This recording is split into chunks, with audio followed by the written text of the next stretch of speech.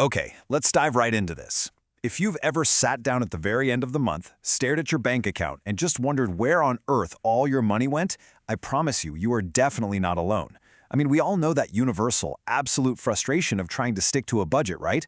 We set a goal, we make a solid plan, and yet, somehow, we still end up falling short.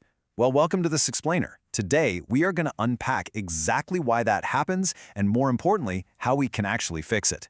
So why is it so incredibly hard to save money, even when we fully know that we should? This is literally the million-dollar question. What we're actually dealing with here is something researchers call the intention-behavior gap. Basically, you genuinely sincerely want to save, but your actions just aren't lining up with your goals. And the really big takeaway I want you to start with is this. Your financial struggles aren't entirely your fault. Seriously. It's actually a fundamental psychological quirk in how our minds operate. Understanding this gap is the absolute first step to finally closing it. Here's our roadmap for this explainer. First, the savings paradox. Second, your brain on money. Third, knowledge is not enough. Fourth, the four-step budget.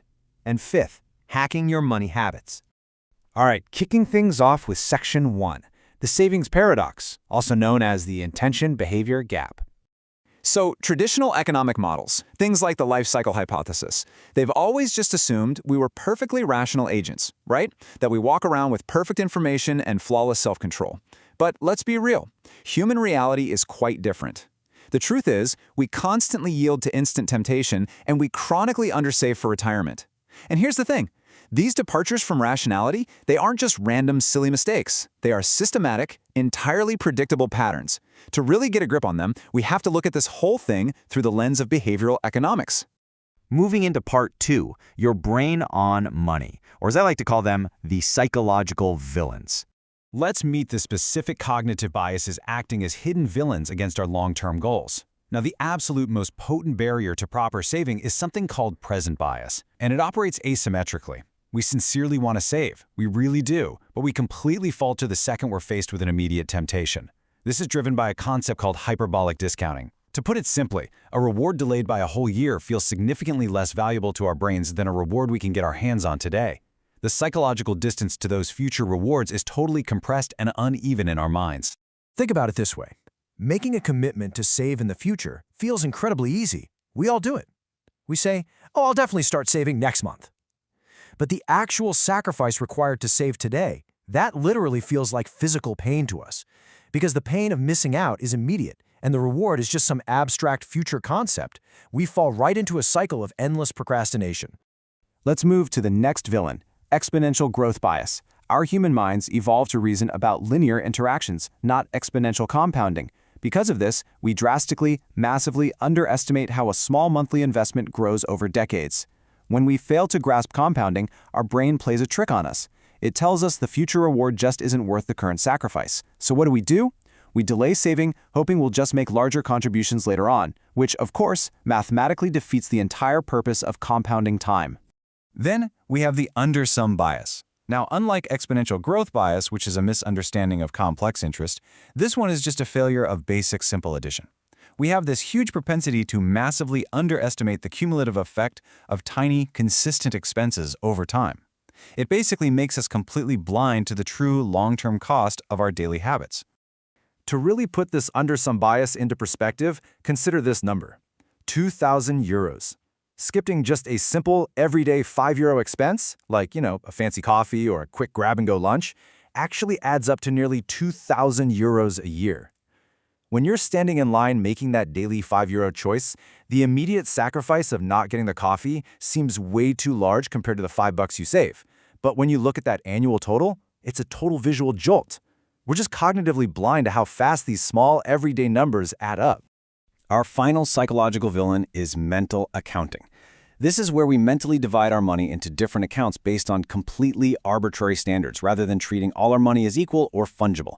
And this leads to some wildly irrational behaviors. For example, research shows some younger generations might treat a tax refund as free money, right? Money to be spent immediately on a vacation, while at the exact same time they are carrying high-interest credit card debt. It's literally the same money, but our brains categorize it differently, completely to our own detriment. That brings us to Section 3. Knowledge is not enough. the literacy illusion. Because I have to warn you, simply memorizing these behavioral terms is not some magic bullet.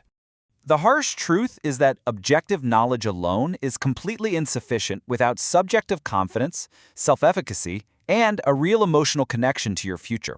So the crucial point I want to make here is that you can know absolutely everything about compound interest, but without supplementary interventions that actually address our emotional and cognitive limitations, basic knowledge just cannot overcome deeply ingrained habits. We need a system.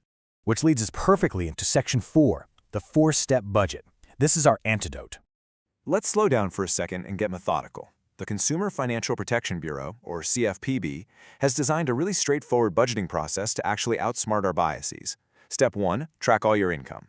Step 2, log your everyday spending. Step 3, calendar your bills. And Step 4, create your working budget. Let's break down exactly how these specific steps target your brain's flaws. So, when you track your income, you have to include everything, even those little side gigs or benefits. This establishes a true, honest financial baseline. But the real magic happens in Step 2, logging and sorting your spending. By writing down every single category, from your essential utilities to eating out, you are directly neutralizing that undersum bias we talked about earlier. Logging that daily lunch purchase forces you to actually see the cumulative math. Plus, categorizing it totally defeats mental accounting. Finally, by calendaring your bills to perfectly match when your income actually arrives in your account, you prevent those super stressful end-of-month shortages. The CFPB offers some incredibly reassuring advice here, which I love. If tracking an entire month of expenses feels totally overwhelming right now, that's okay. Start small. Look at your expenses just 1 week at a time by reviewing your receipts or just glancing at your checking account. Identify specific weeks where you know you need to be careful with spending based on your bill calendar. This is absolutely crucial to protect your credit score from missed payments.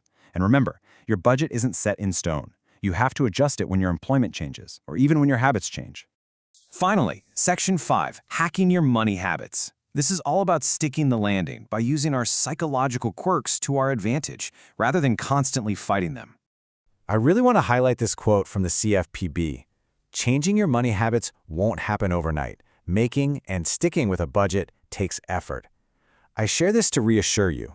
Struggling initially is completely normal. It's expected. Even the institutional experts are telling us this is hard stuff. So how do we actually stick with it? By explicitly connecting our retention tactics back to those biases. First, create a real-time tracking tool, like a daily journal, to limit that impulse spending. Next, set SMART goals, and this is key, actually reward yourself. Why? Because a small, immediate reward totally satisfies your brain's present bias. It makes the long-term goal feel instantly gratifying today. Also, develop a trusted support system to keep you accountable. And lastly, utilize automatic enrollment whenever it's available to you. Let's emphasize that last point for a second, because this is wild. Look at this staggering data from behavioral economics. When employers shift retirement savings plans from an opt-in model to an opt-out automated default, participation leaps from under 50% to over 90%. Over 90%. This works so well because it leverages our natural status quo bias for good. When you automate your good decisions, you remove the need for willpower completely. Your own laziness actually helps you build wealth. We've covered the hidden psychological villains fighting your wallet, and we've walked through the practical 4-step budget to finally defeat them. You now know that relying on sheer willpower alone is a losing game. You have to automate and track to win. So I'm going to leave you with this one provocative question. Knowing what you know now about your incredibly quirky brain, what future goal are you going to start funding today? Thanks so much for joining me on this explainer, and I'll catch you next time.